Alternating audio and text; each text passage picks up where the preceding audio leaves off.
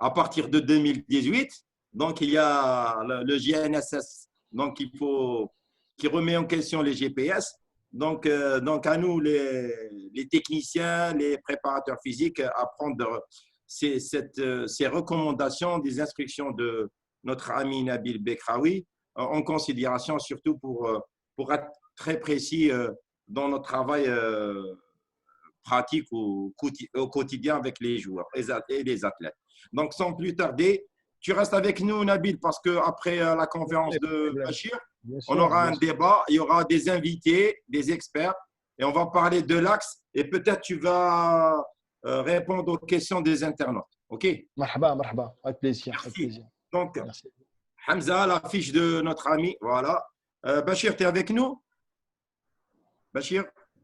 Oui, vous m'entendez? Voilà, football par notre ami professeur Bachir Zouji, qui va se présenter dans quelques minutes. Donc, l'intitulé de sa communication, Futur du football, intelligence artificielle et coaching en compétition. Donc, sans plus tarder, à toi la parole, notre ami Bachir. Oui, ok, merci. Je vais essayer de partager. Voilà. Donc, sans Bachir, je ne vais pas être très exigeant avec toi, mais j'aimerais bien que tu fasses un effort pour un petit peu parler en arabe et en français. OK? Je vais essayer, c'est vrai. C'est difficile pour toi, mais c'est pas difficile, mais je peux parler avec le langage algérien. Et peut-être il y a des gens qui ne comprennent pas ce langage. Et c'est pour cela que je vais essayer. Hein. Surtout les mots techniques. Les mots techniques. Oui, les mots techniques. D'accord. Partage. On ne voit pas ton écran. On voit. Attends. Hop. Comment? Donc, je suis ici. Partager l'écran. Voilà, ça marche. Ça marche? Ça marche? Maintenant, c'est bon? Oui. Là, tu es dans l'ancienne… Oui, c'est pas exprès. Ça fait partie. Tu fais un rappel. Moi, mes histoires sont toujours des histoires à série. Parce que j'aime bien ça. Premièrement, je remercie vivement Abdelnour de penser à moi et de me solliciter. Et je remercie aussi l'ensemble des organisateurs et je remercie tout le peuple maghrébin et arabe et tout le monde de participer à ces conférences que je trouve, comme je l'ai dit la dernière fois, très originales, très conviviales et en même temps apporteront beaucoup d'informations à tous les amis, les collègues et les passionnés du foot. Ce moyen de communication a permis aussi d'ouvrir un petit peu l'univers. Tout à l'heure, il y a un collègue, un entraîneur qui a parlé du Chili.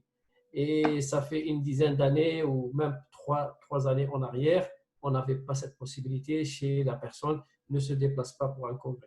Tout ça, c'est des choses qui sont, à mon avis, tout bénéfiques et extraordinaires. Je remercie mon ami Nabil qui a intervenu avant moi, d'avoir accepté mon invitation pour venir dans votre congrès. Et ça permet aussi de sensibiliser tous les gens qui assistent à ces congrès que le football devient quelque chose de très scientifique, très poussé.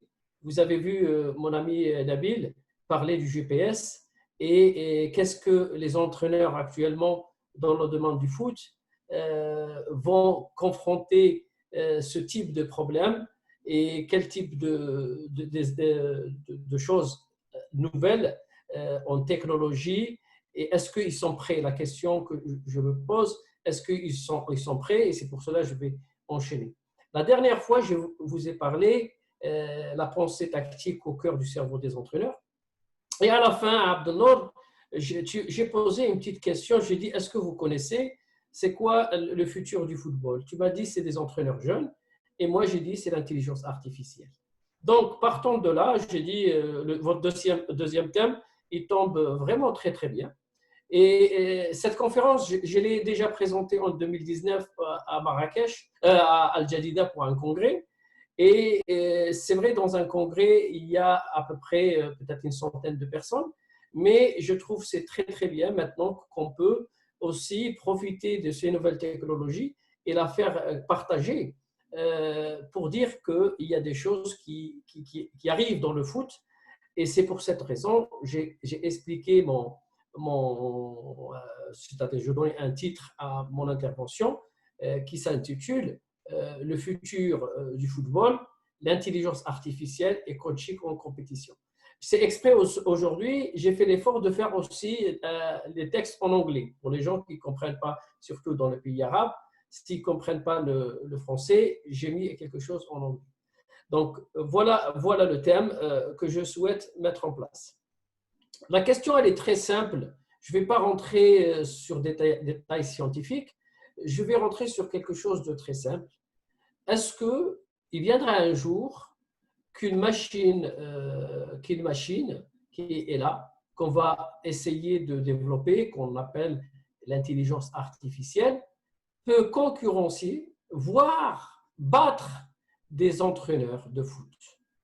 Ça, c'est une question centrale et vous allez voir toute ma réflexion que je mène depuis presque une trentaine d'années.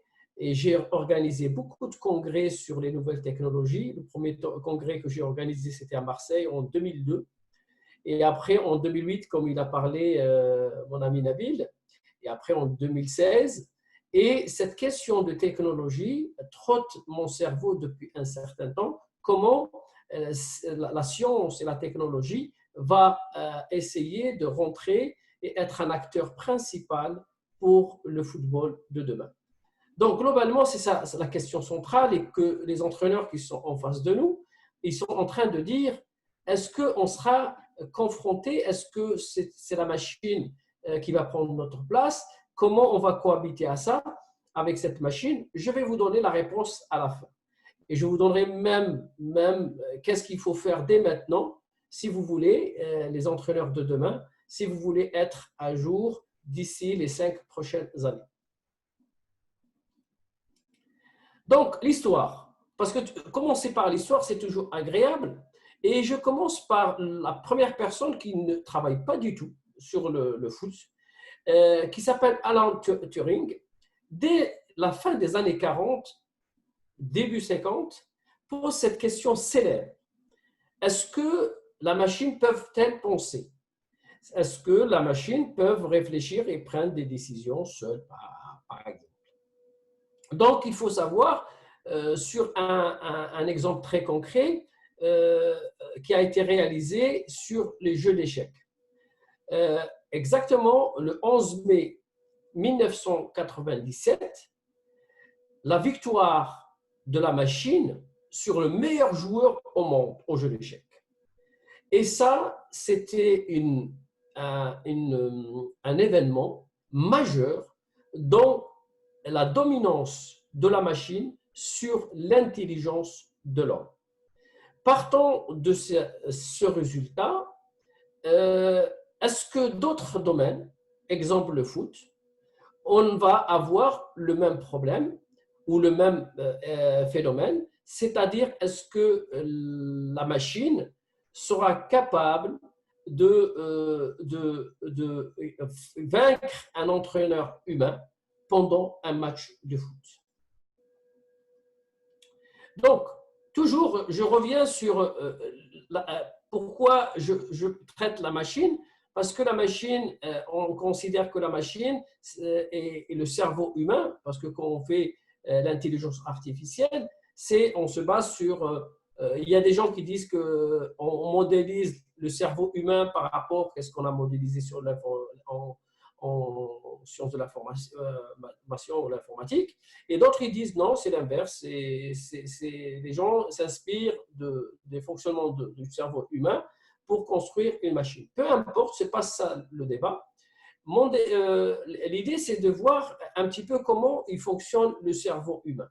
Le cerveau humain, comme je l'ai dit la dernière fois, je fais un petit rappel, qui a une fonction qui est très, très limitée. Très, très limitée, c'est-à-dire il ne peut pas emmagasiner toutes les informations qu'il voit, toutes les informations qu'on lui donne, toutes les informations. Vous testez vous-même. Quand vous regardez un match, vous ne pouvez pas analyser toutes les situations.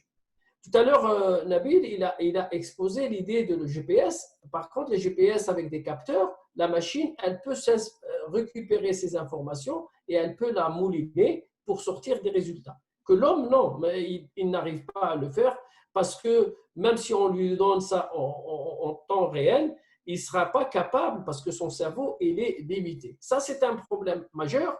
Et le football, depuis un certain temps, on traite la notion d'entraîneur pour le coaching, et que l'entraîneur, il est toujours, il y a des bons entraîneurs qui prennent des bonnes décisions, mais toujours comparé à des entraîneurs. Maintenant, je vous pose une question, ce que ce cerveau, est-ce qu'il va battre la capacité d'une machine qui a plus de capacité? Je vous dirai après quel est l'avantage de cette machine et pourquoi elle peut être vraiment intéressante et importante et quels sont les effets sur le football de demain.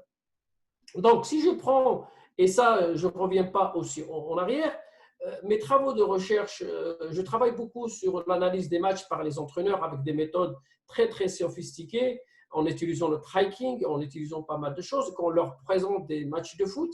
Et j'analyse trois phénomènes pour le cerveau des entraîneurs.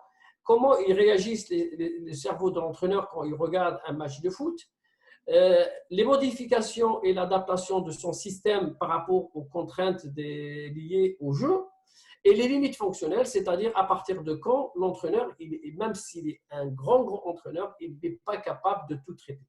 Donc, ça, c'est la question centrale parce que si on comprend exactement que l'homme il a déjà une capacité limitée, ça veut dire que si la machine dépasse cette capacité, elle sera un petit peu plus fonctionnelle, elle traitera plus d'informations et elle va apporter beaucoup de choses. Donc, si je prends un exemple, si on fait le tracking, par exemple, entre un entraîneur, et ça, c'est qu'est-ce qu'on prend comme trace de ses yeux quand il regarde, et quand on leur montre des images, des situations et tout, chaque cerveau, il va prendre des informations où chaque entraîneur, il va capter les informations qui l'intéressent. Il y a des personnes qui regardent ici, ils regardent la défense, d'autres au milieu, d'autres… C'est-à-dire, on partage, qu'est-ce qu'on appelle, on partage notre attention à analyser des faits. Et en plus, les entraîneurs de foot, comme je l'ai dit la dernière fois, ils sont dans les planifications et souvent orientés par la planification pour analyser le jeu. Que la machine, malheureusement, heureusement pour elle et malheureusement pour l'homme, comme il a dit Nabil, avec toutes les informations qu'elle a, elle va négliger aucun paramètre sur le jeu. Et ça, c'est un phénomène ou c'est un élément central dans les décisions qu'il va prendre les entraîneurs. C'est-à-dire, si tu prends une décision, une bonne décision, il te faut toutes les informations nécessaires. Malheureusement, comme notre capacité de l'entraîneur, il n'a pas la capacité de tout traiter, il va sélectionner quelques informations, peut-être les bonnes, mais par contre, il peut négliger d'autres qui peuvent être intéressantes, qui vont changer un petit peu ses décisions. Donc, je reviens sur la technologie et je ne vais pas m'attarder. J'ai décidé de ne pas faire une grande conférence et j'aimerais bien que les gens qui écoutent cette conférence préparent des questions. C'est plus facile de répondre à des besoins que je fais le professeur qui vient avec ses notes et donner des informations aux gens pour prendre note. Moi, qu'est-ce que je donne? C'est des brides d'informations et sur lesquelles chacun il va trouver des questions et je serai très, très disponible à répondre. Donc, moi, je vais partir sur un petit peu comment les systèmes de tracking. Tout à l'heure, Nabil, il a parlé de GPS pour trouver de l'information, mais ces informations, actuellement, il y a des gens qui construisent des éléments comme les chaussures, comme le ballon, comme les maillots, qui permettent de mettre des capteurs que les satellites arrivent à capter les différentes informations de ces capteurs pour avoir le maximum d'informations, qu'est-ce qui se passe dans le monde du jeu.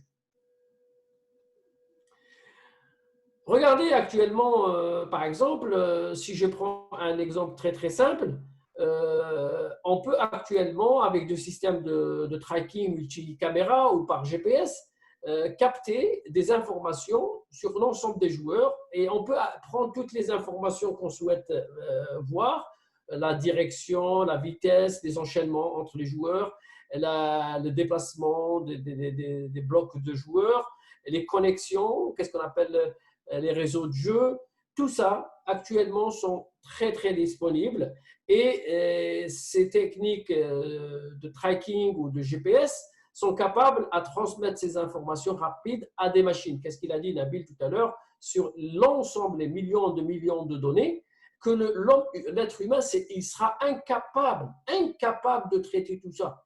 Et surtout, quel est l'intérêt si on n'a pas ces informations à les utiliser pendant le match? Quand on perd un match, c'est trop tard. Donc, ces matchs, on a besoin des choses des choses très fraîches. C'est des informations pertinentes qui vont nous aider à modifier notre comportement, à modifier notre jeu, à modifier notre système de jeu pour qu'on gagne un match. C'est ça l'objectif. Mais par contre, si on l'utilise après, dommage, ça sera trop tard. Imaginez une équipe qui va jouer la Coupe du Monde et elle joue en quart de finale. Ça ne sert à rien de traiter toutes les données si l'équipe elle perd à la fin. Donc ça, c'est un problème majeur.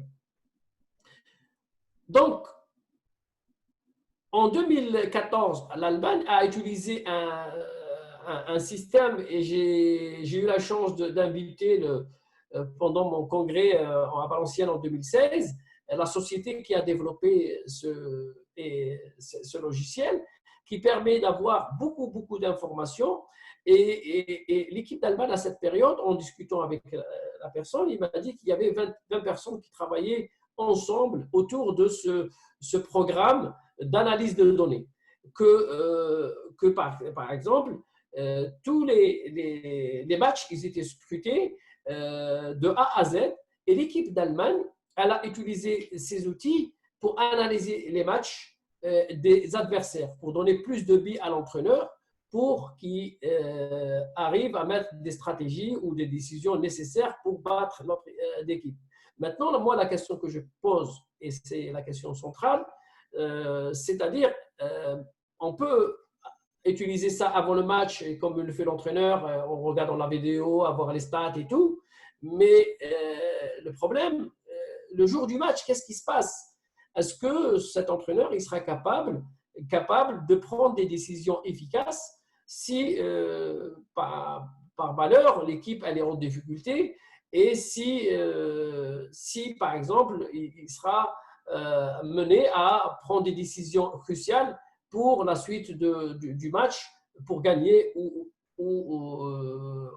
essayer de faire au moins un match nul ou gérer un match en difficulté. Donc, la question de l'intelligence artificielle, donc, je reviens sur cette question de départ, et c'est pour cela que j'ai dit que je ne vais pas intervenir beaucoup aujourd'hui, c'est plus une des idées de réflexion. Je veux seulement vous assurer que ça existe. En 2019, il y a un club en Angleterre qui est en 7e division. Il a utilisé un conseiller coach, c'est-à-dire que c'est un outil qui aide et qui donne les informations, au coach pour prendre des décisions. Il est un adjoint un petit peu moins encombrant et c'est lui qui donne de l'information et l'entraîneur, il sélectionne ou ne sélectionne pas ces informations pour prendre des décisions. Pour vous dire que ce n'est pas une science-fiction. Je vous dis qu'actuellement, il y a des gens qui ont mis en place cet outil. Donc, pour terminer, je ne vais pas faire des diapos, mais je vous donne un petit peu le point positif et négatif. Qu'est-ce qui est positif chez l'homme et qui n'a pas l'intelligence artificielle actuellement et les points négatifs qui sont plus nombreux. D'accord? Je vais commencer par le point positif pour l'homme, pour l'entraîneur. que l'intelligence artificielle, peut-être, elle aura du problème, mais on peut résoudre ce problème.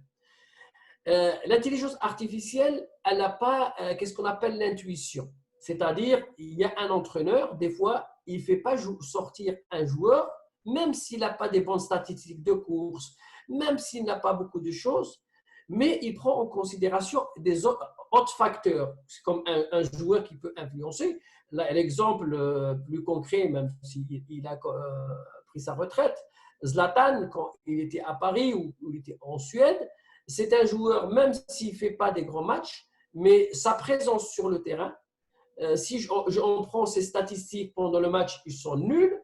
Mais par contre, si on demande à des entraîneurs pourquoi ce joueur, on ne le sort pas, ils vont tous vous dire, premièrement, uniquement sa présence, elle rassure son équipe. Deuxièmement, sa présence, elle fait peur à l'équipe adverse. Et troisièmement, c'est un joueur qui peut basculer un match tout seul. Donc, ces trois éléments, si l'intelligence artificielle travaille de façon rationnelle, ce joueur ne restera pas plus de 25 minutes sur le terrain. Mais par contre, l'homme, il est capable de dire non, on ne le sort pas parce qu'il ne court pas, on ne le sort pas parce qu'il y a d'autres paramètres. Ça, c'est le seul point positif actuellement de l'entraîneur. Maintenant, je vais vous citer tous les points négatifs. Premièrement, l'entraîneur, il fonctionne par émotion. La machine, elle ne fonctionne pas par émotion. Et surtout, il y a des émotions négatives qui peuvent nuire à la décision de l'entraîneur. La machine, elle n'a pas ce problème. Deuxième point, la fatigue. L'entraîneur, il est souvent, quand il vient dans les compétitions, il vient des fois fatigué. Et je l'ai rappelé, je ne vais pas citer son nom, qu'il y a des entraîneurs, ils font un travail fou pendant la semaine et le jour du match, ils sont fatigués. Et si le cerveau, au jour du match, il est fatigué, malheureusement, les décisions ne seront pas bonnes. La machine, elle ne se fatigue pas, elle est là, elle est présente, elle ne lâche rien. Troisième chose importante que l'homme n'a pas, c'est le traitement de l'information. Qu'est-ce que j'ai dit tout à l'heure? Le traitement de l'information, il est très, très important chez l'intelligence artificielle parce qu'elle peut s'appuyer de toutes les données et elle mouline pour prendre des bonnes décisions. Mais l'homme, il va travailler sur des décisions qui sont propres à sa philosophie de jeu, à sa vision du jeu, mais il ne prend pas tous les éléments. Maintenant, j'ai donné les 3 points négatifs, mais il y a 2 autres problèmes qui vont se poser dans le futur. C'est pour cela le futur, pour moi, c'est ça l'idée centrale. Le premier problème, est-ce qu'il y aura le football à 2 vitesses? Moi, par exemple, les pays industrialisés qui vont avoir beaucoup de connaissances scientifiques pour créer ce type, ça sera des compétitions industrielles que les pays qui ne sont pas industrialisés, qui ne sont pas développés sur ce domaine, ils trouveront un handicap. Donc, dans ce cas-là, si la FIFA autorise ces machines, et je le dis très très bien, les résultats ils vont dépendre pas de la capacité des grands entraîneurs, c'est que la machine a donné un coup de pouce à des entraîneurs. Ça, c'est un problème central. C'est le même problème pour l'arbitrage vidéo. C'est-à-dire, il y a des pays qui n'arrivent pas à faire payer 3 arbitres humains et d'autres, ils ont la possibilité de faire un arbitrage vidéo et être pour enlever le moins d'ambiguïté sur le résultat. Et ça sera pareil pour le coaching où la machine prend un certain poids pour aider les pays qui maîtrisent ces machines. Deuxième point qui est très important pour moi, et je l'ai dit la dernière fois, le métier de l'entraîneur et de sélectionneur. Nabil, il a déjà évoqué des choses. Je suis sûr et certain qu'il y a des entraîneurs qui sont très bien appréciés ça, mais malheureusement, ils n'ont pas peut-être tout compris les enjeux de cette réflexion sur le GPS quand ils montrent qu'il y a plusieurs satellites et ces satellites, ils donnent différentes informations. Ces différentes informations, ils se comptent par millions, comment les traiter, comment faire les choses. Ça, c'est l'abstrait. Mais le concret, ces machines, si on arrive à les rationaliser pour donner les bonnes informations à l'entraîneur, ça veut dire qu'aucune équipe qui n'a pas ces outils ne peut rivaliser avec la machine. Deuxième chose qui est importante, quelle est la formation de l'entraîneur de demain? C'est pour cela que je l'ai dit la dernière fois et je le répète aujourd'hui et j'insiste que la formation classique, fédérale, quel que soit le continent, si la formation des cadres n'a pas une formation très poussée pour comprendre l'évolution technologique et connaissances scientifiques actuellement, malheureusement, nos entraîneurs, ils vont consommer ou essayer de moins en moins d'être dans le cercle des managers ou des entraîneurs qui vont se trouver sur le marché. Vous allez voir très très bientôt des gens qui n'ont jamais joué au football de très haut niveau, mais par contre, ils ont compris l'objet d'étude, c'est-à-dire le football, et c'est eux qui vont avoir des bonnes idées sans passer par l'école de foot ou école que je suis ancien joueur ou ancien entraîneur. C'est parce qu'ils ont mis de leur côté des ingrédients que malheureusement, ils sont plus puissants que les connaissances pures et dures d'un entraîneur de foot. Dernière chose qui est à mon avis intéressante, et je termine sur cette partie, je dirais exactement quelle formation souhaitons-nous pour le futur, pour ces entraîneurs. Et je termine aussi, est-ce que la FIFA ou les instances du football vont accepter ou vont laisser ces études technologiques rentrer sur le terrain? Je pense que l'enjeu sera majeur et en fonction de cette décision, je dirais que les pays ou les entraîneurs qui seront privés de ces connaissances, malheureusement, ils vont être, je vais le dire crûment, c'est-à-dire exclus de ce monde du football. Ils vont peut-être s'intéresser uniquement à du football de classe de 4e division, 5e division, 6e division ou le football un petit peu amateur. Voilà, je vais essayer de conclure ici et j'espère que je n'ai pas trop tardé par rapport à cette présentation. Je vous remercie pour votre attention et à très bientôt. Merci, merci.